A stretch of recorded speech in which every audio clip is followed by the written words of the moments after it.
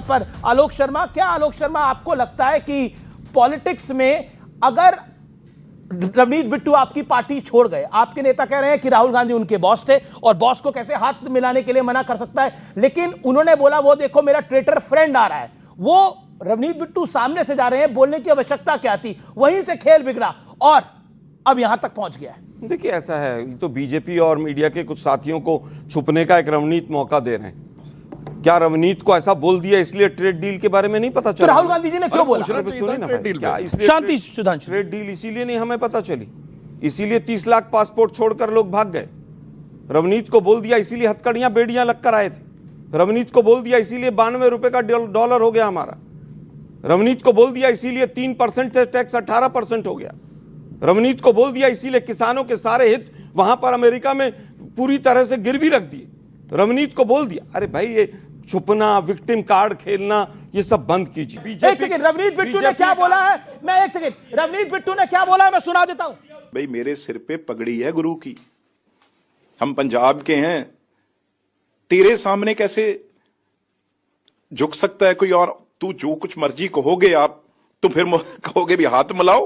अरे वाह राहुल जी, हाथ मिलाता है मेरी जूती हाथ मिलाए राहुल गांधी से। ये रवनीत बिट्टू केंद्रीय मंत्री का बयान है। उन्होंने बोला मुझे गद्दार कह के नवाजा गया और हंसा पूरा कांग्रेस के वहां कई नेता बैठे थे, वो हंस रहे थे, मेरा मजाक उड़ा रहे थे। देखिए, मैं बीजेपी में गए काफी दिन हो गए, संगत का असर है, इस तरह की भाषा का इस्तेमाल करेंगे। बीजेपी में जो भी लोग जाते हैं इसी तरह की भाषा का इस्तेमाल करते हैं।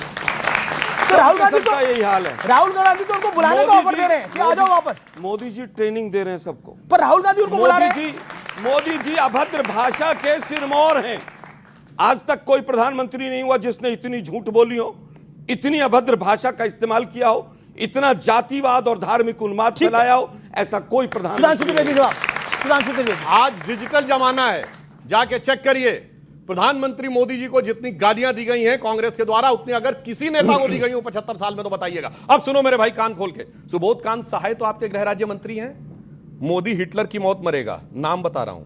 पवन खेड़ा आपके मीडिया के चीफ हैं। मोदी तेरी कब्र खुदेगी। और उसके साथ सुनिए, पूरे लोग बैठे नारा लगा रहे थे, पूरे लोग बैठे नारा लगा रहे थे उसकी जगह पर पवन खेड़ा का जिक्र नहीं बोला था। पवन खेड़ा ने कभी नहीं बोला ऐसा। पवन खेड़ा, पवन वो या जो मर्जी बोल के चले जाते हैं केस के ऊपर दुर्भाग्य हो गया। पूरी कांग्रेस पार्टी के लोग नारा लगा रहे हैं। नहीं, जो पवन खेड़ा का विषय था, पवन खेड़ा ने नहीं बोला, लेकिन वहां पे रणदीप सुरजेवाला थे, बाकी सारे नेता थे। नारा लगा रहे थे। संसद में मोदी जी ने क्या क्या बोला पूर्व प्रधानमंत्रियों को? क्या बोला है इनके सांसद ने? क्या बोला बताइए? जो व्यक्ति सोच समझ के बोलिएगा। 13 साल तक जो व्यक्ति जेल में रहा हुआ याशी करता था, इनके सांसद ने बोला। निशिकांत दुबे। ये लोग भाषा की मर्यादा की बात करेंगे, देश का बेड़ा गर्क कर दिया। देखिए, ये विषय इनको नहीं उठाना चाहिए था, अब उठा ही दिया। बताता हूं, एडविना एन नेहरू, कैथरीन की किताब है, कोट कर रहा हूं। अटल बिहारी वाजपेयी। अरे सुनो मेरे भाई, अच्छा लगेगा। कोट करके बोल किसके घर में रहते तो तुमने बिना शादी बेटी कैसे हुई मैं पूछूंगा। अभी बहुत अच्छा लगेगा आपको? अरे सुनो मेरे भाई, मर्यादाएं रखिए। मर्यादा में आपको नहीं बोलना चाहिए था। मर्यादा आपने अटल जी की बात बोली। नहीं बोल रहा, बहुत लंबी लिस्ट है। बताओ अटल जी की किसी कैबिनेट मिनिस्टर ने किताब लिखी हो? अभी एक एक करके बताऊंगा। अब तक मैं फिर स्नूप गेट पे आऊंगा। बोलो, शुरू करना। मैं आपको खड़ा कर दूंगा, चोपड़ा पे आऊंगा। बहुत कुछ है कहने को। प्रियंका चोपड़ा पे क्या हुआ? अरे बहुत कुछ है, अपने टर्न पे बोलना। कुछ भी बोल रहे, देखिए वही कहूंगा, मर्यादाएं रखिए देश के प्रधानमंत्री। देखियो, सदन में हुई किताबों में ये किताबें छप चुकी हैं। जवाब सुनो मेरे भाई, आराम सुनिए। लिखा आप एक अनपब्लिश किताब को कोट कर रहे हैं। सुनिए, अब पब्लिश किताब है।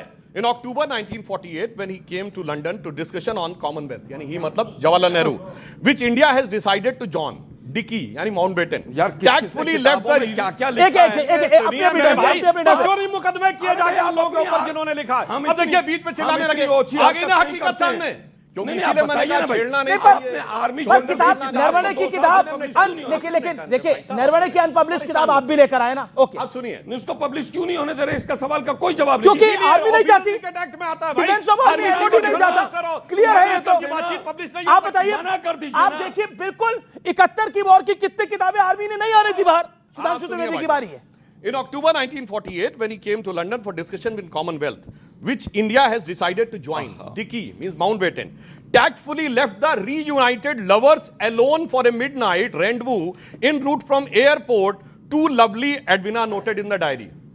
अब इसमें क्या है, कितने, अब सुनिए ना सांसद, अब सुनो मेरे भाई। नटवर सिंह ने अपनी किताब one life is not enough में लिखा कि 1954 में चाइना से यात्रा से लौटने के बाद जवाहरलाल नेहरू ने एडविना माउंटबेटन को लेटर लिखा, डियर एडविना, और उसके बाद उन्होंने माओ से हुई सारी बातचीत का डिटेल उनको बताया, और नटवर सिंह ने कहा यह ऑफिस ऑफ सीक्रेसी का सीधा उल्लंघन था कि आप किसी विदेशी राष्ट्राध्यक्ष से हुई बात किसी को डियर कह के क्यों लिख रहे थे।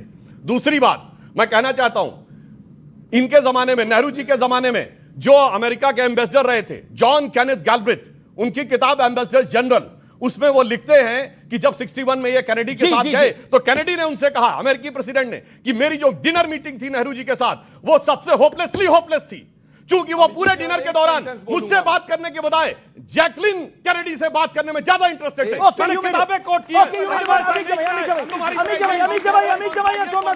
सर यार न्याय हो जाएगा। किताब reminiscence of Nehru era, chapter है शी। अरे मैं आपको आगे मौका दे रहा हूं, अमित जमाई आपके सहयोगी हैं। ओके अमित जमाई, हिसाब इतना होगा सवाल नहीं पाओगे। अमित जमाई को आने दीजिए ना। केवल एक सेंटेंस, पंडित नेहरू ने डियर शब्द लिख दिया था, इसलिए मोदी जी का नाम एप्स्टीन फाइल्स में आया। ओके आपने बोला, लेकिन एप्स्टीन फाइल में बोलो, झूठ बोल रहा आदमी, कहां एप्स्टीन फाइल में बोलो, not even a single email, not even a single telephonic call, not even a single message, not even a single meeting. Fact check करेंगे इसको। ओके अमित जमाई, कहां पे बोलो, नहीं वन सेकंड, ये मेरे बाकी टीम में मान दी है, ये आपको लगता है ना सबको बराबर का मौका मिलना चाहिए। अमित जमाई मैं सीधा आपके पास आता हूं। एक पॉलिटिकल, एक तरह से पॉलिटिकल हेट शुरू हो गया है, और वो political hate, do you think it is good for democracy? क्या ये लोकतंत्र के लिए हेल्दी है? 50 सेकंड। ये शुरू नहीं हुआ, ये पूरा ऑर्केस्ट्रेटेड है प्रधानमंत्री जी के दफ्तर, और जहां से सुधांशु जी जिस पार्टी से आते हैं ये वहां से। भाई दो बातें बहुत साफ साफ थी, हमारे आर्मी चीफ नरवणे साहब के जिंदगी पे कोई सवाल नहीं है। आपने बाद में ये भी एक्सेप्ट कर लिया कि प्रधानमंत्री जी ने कहा कि आपको जो करना है करिए, आपको पूरा छूट दे रहे हैं। भाई जो जंग के फैसले हैं, जब हमने पाकिस्तान पे सर्जिकल स्ट्राइक किया, अटैक किया हमने, तो ये पॉलिटिकल फैसला होता है। जब चीन में इनक्रोच हो रहा था तो प्रधानमंत्री जी को हमारे नरवणे जी के साथ खड़ा होना चाहिए था, सिंपल सी बात है। एक बात। दूसरी बात, मेरे नेता आदरणीय अखिलेश जी ने कहा, आप कह रहे हैं नरवणे जी के साथ खड़ा होना चाहिए, नरवणे जी कह रहे हैं कि 1 इंच भी जमीन नहीं ली, वो आप बात मान नहीं रहे। अनपब्लिश्ड किताब को आप कोट कर रहे हैं। ओके अमित भाई आपको याद नहीं है जब पाकिस्तान के खिलाफ प्रधानमंत्री जी आगे बढ़े तो मेरे नेता आदरणीय अखिलेश यादव जी, यही एलओपी थे आदरणीय राहुल जी, हमने कहा कि पूरा देश आपके साथ खड़ा है, पाकिस्तान में ऑक्युपाइड कश्मीर कब्जा कर लीजिए। लेकिन पाकिस्तान के डीजीएमओ ने बोला जंग रोक दो, और जंग रोकने का, फौजों को विड्रॉ करने का फैसला कहां से आता है? पापा से, अमेरिका से फैसला आता है।